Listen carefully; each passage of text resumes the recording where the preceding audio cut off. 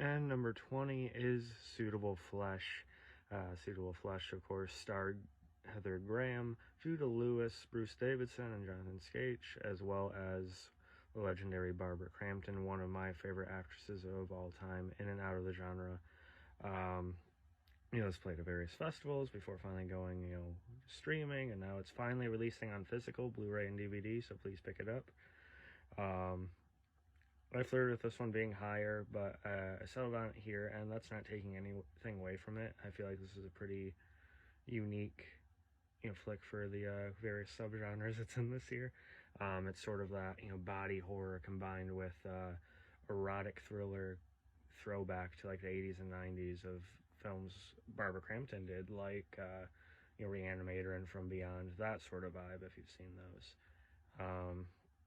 Heather Graham, of course, is like this, psychiatrist, and she ends up developing this weird sort of connection with one of her new patients, who happens to be under control by some sort of being, and who influences a lot of his actions and behavior, and, then this becomes this whole spiral, essentially. Heather Graham does very well. I haven't seen her in a lot. I know she was like a big crush in like the 80s and 90s for a lot of people. Not as familiar with her, but I was impressed by her range in this movie. Barbara Crampton is a co-worker, or at least a fellow psychiatrist in the field. She's very good here. She had more screen time than I was expecting, which was definitely pleasing for me. I was happy to see how much she got to do on her side. Judah Lewis, what a up-and-coming actor, man. I really liked him in the Babysitter movies on Netflix. He has a very promising career ahead of him. I really hope he keeps getting roles. I think he was possibly almost the highlight over Graham in terms of what he had to portray acting-wise in this movie. But Barbara Crampton, again, was a great presence to have. Some little, ticks to her character that made her kind of unique. But yeah, I talked about this for over 2 minutes, so I like Suitable Flesh, don't get me wrong. Number 20.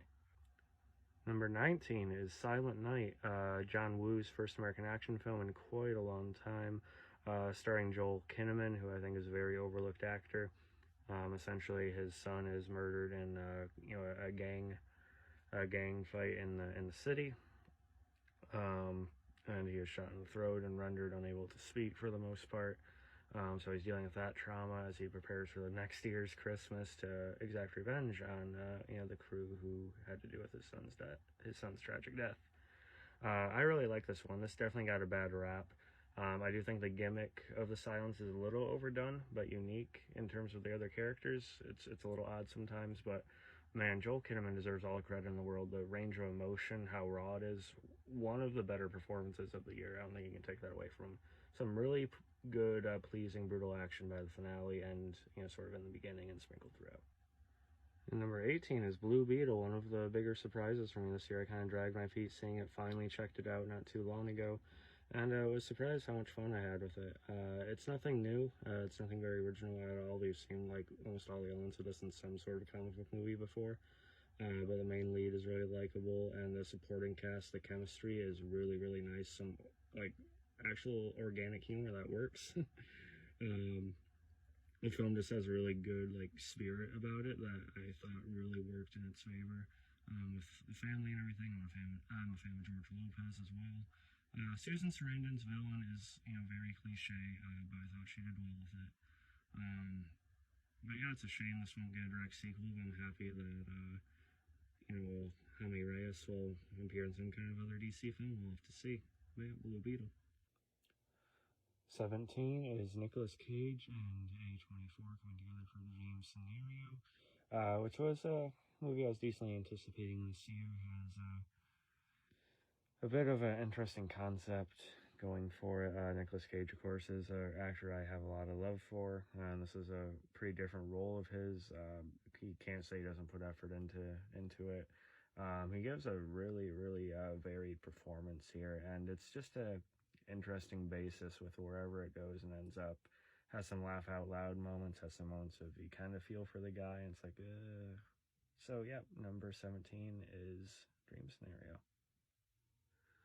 And yes, Tide. I'm doing Tide at 17. It's a movie I just watched. It is my list, not yours, so I can adjust the rules on the fly.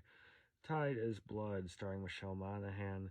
film I meant to see. It sort of deals with her son being infected by some sort of disease and starts to exhibit possible, vampiric-like symptoms.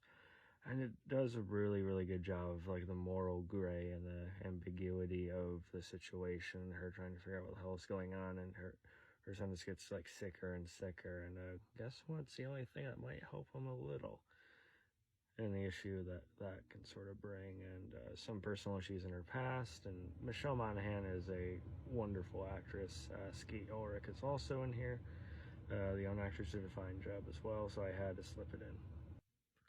Next up, we have Mission Impossible Dead Reckoning Part 1, and don't have a lot of confidence in Tom Cruise personally, but that being said, the man is passionate about film, and that's something I can really admire.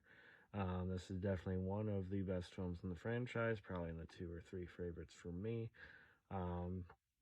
Of course, some memorable sequences. It is long. It does justify it for the most part. Rebecca Ferguson, I think, is fantastic. I don't really care for how she's sort of put aside for the Haley Atwell character, but what they do with her is still, worthwhile for the most part. There's some really suspenseful sequences with all the spectacle you'd expect coming off of Fallout.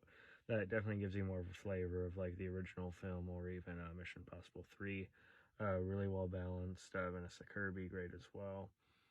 But yeah, am I. And at 15, we have Rebel Moon Part 1, A Child of Fire. I am a pretty avid Zack Snyder fan, and I gave this a really positive review. As it's settled, I have grown a little bit more lukewarm on it, but I nonetheless still really enjoyed it, and think it'll, again, sit even higher once that other cut of it does come out, and we have another, like, part or two in the series. Sofia Boutella is very good. Of course, has Zack Snyder's visual style. Definitely one that I think extremists kind of need to get off the back of on both sides. Next up is Barbie, the $1 billion plus movie. I'm a big fan of Margot Robbie, and just the whole vibe of this movie is a lot of fun. The only people upset on the internet about it are the exact type of dudes that the movie is making fun of. Not all men, just those sorts of dudes. Will Ferrell is pretty fun for his part in the movie as well. Not to mention, Billie Eilish's, song in this, What Was I Made For? It hits home on a few levels, and it doesn't have to just be for women. It should be something for all of us. 13 is TMNT Mutant Mayhem, a really fun new version of the Turtles that should be going forward with a show and another movie, if all goes to plan. The animation style is addicting and just engaging to, look at, sort of in the vein of like the Spider-Verse movies. Really good actual young versions of the Turtles. Spin on certain villains, some purists might not be, that enthused about, but I still thought it really fit with the whole, premise and, just the whole style of the film. Definitely one that was really surprising this year. 12 is Cocaine Bear. My wife and I just had a ball with this one. I'm a big fan of Kerry Russell, who is one of our leads in this. Not to mention Margot Martindale and O'Shea Jackson Jr. having some fun parts. A bit of an Americans reunion with Russell, Matthew Rice having a bit part at the beginning, and Margot Martindale, who's a lot of fun. Not to mention one of Ray Liotta's last roles. And 11 is Last Voyage of the Demeter. One of those movies that I really think, excels in its simplicity. You take this kind of small bit of the Bram Stoker's Dracula novel, and you make a whole movie out of it. Some people have a problem with that. I don't. I think the setting is perfect. He did have that Netflix Dracula miniseries that did this as well, but in a different way. Here you have a feral Dracula, kind of underfed, and, feral, so he's just at his most vicious. You do get a little bit of that personality as it goes along. I think the design for him is, traditional but very good. It looks very good generally. There are some bits where, it's CG, but otherwise a very well portrayed take on the character. Liam Cunningham is in this, Corey Hawkins. Some sequel bait that I don't think was completely necessary. It's just a great standalone film.